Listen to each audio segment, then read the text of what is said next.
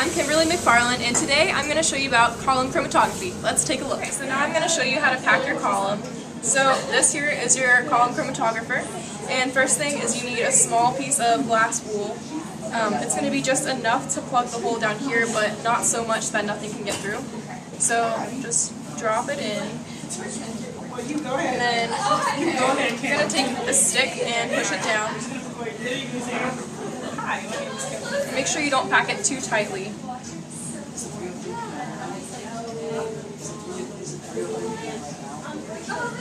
Probably. Actually, no, I shouldn't. So now you're ready to add sand, and you're going to add sand just past where it starts widening. You don't want to put too much. And I'm going to use a small funnel so that I don't spill my sand everywhere. And you're just going to add enough so that it goes past where it starts to widen out at the bottom.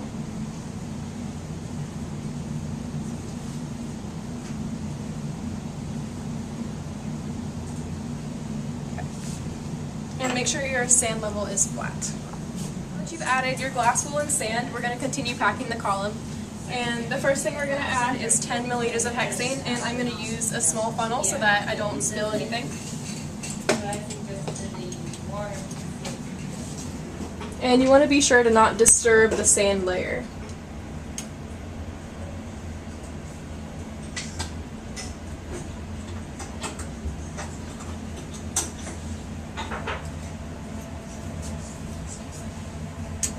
Okay, so now I'm ready to add my slurry of silica and hexane, and you want to make sure your slurry is wet enough so that it's actually mobile and it'll move out of the flask.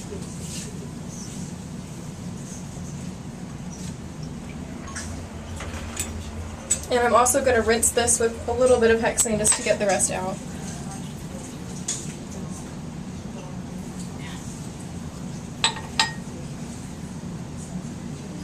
A little more.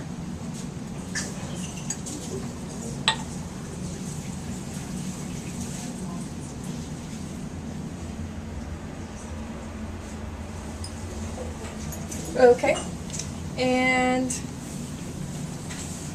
now I'm going to drain the hexane until it reaches the top of the silica gel in the column.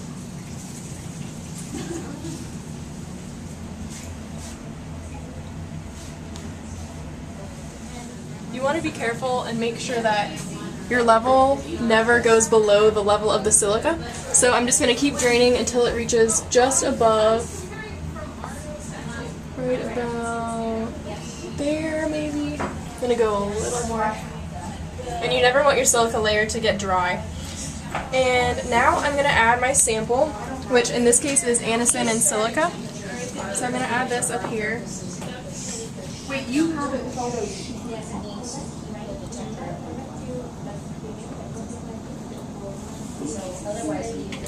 And make sure you use a dry funnel when you do this so that it doesn't get stuck, which this is dry.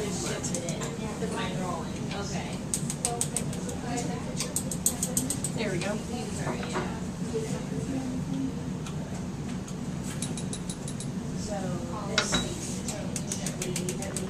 Okay, after you've added your sample, you're going to rinse with 1 milliliter of hexane.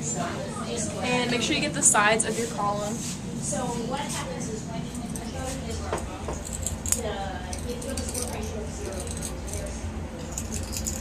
Okay, and now I'm going to drain the hexane to just above the level of my solvent.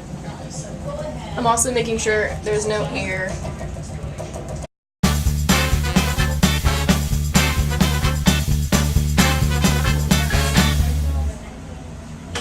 Okay, and now I'm going to add sand just a little bit to the top.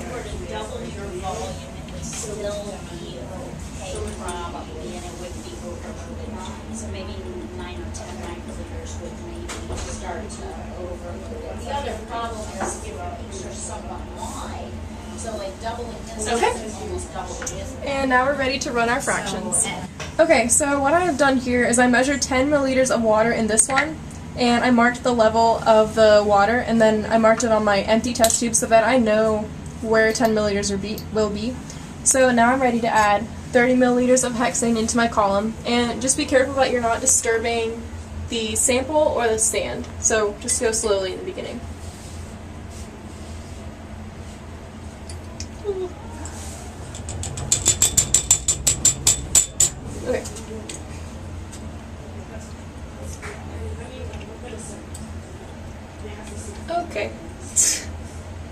So we're going to start draining our first fraction. So first I just want to make a quick correction. When you add your developing solvent, use a pass-through pipette to gently put it in so that you don't disturb your sand and sample, which I forgot to do, but make sure you do that. Okay, so now we are ready. We have almost all of our first fraction, and once you get to the line, you're going to switch it out real quick. So we're just going to wait for that to get up there real quick.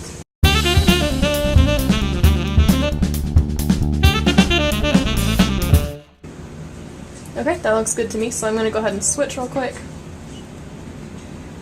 And now we have our second fraction going. Okay, so once you have your liquid fractions, you're going to take your pulled capillary tube and pull up some of the sample. So all you need to do is touch it to the liquid and it'll move up the tube. So now we're ready to spot our plate. And keep in mind that you have 3 samples, so you don't want to put it right in the middle. You want to be about 1 centimeter from the bottom. So I'm going to go right about here, and I'm going to go twice once it dries just to make sure I have enough sample on there. Okay.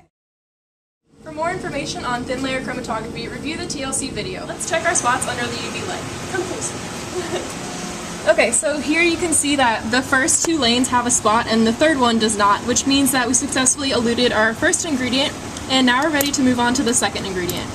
Okay, now that we have our first ingredient completely eluted, we are going to put acetone in the column and elute the second ingredient. So I'm going to first pipette it into my column so I don't disturb the sand layer.